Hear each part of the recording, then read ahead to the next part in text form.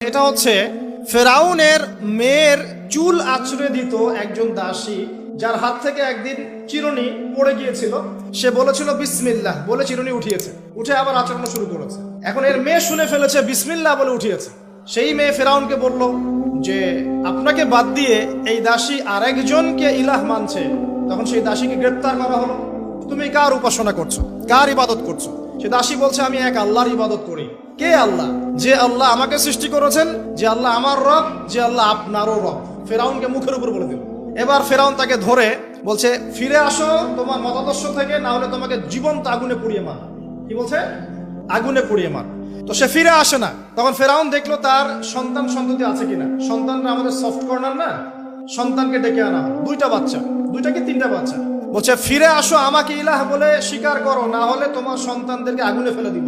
সেই মহিলা বলছে আমার তো মাত্র 3টা সন্তান, আমার যদি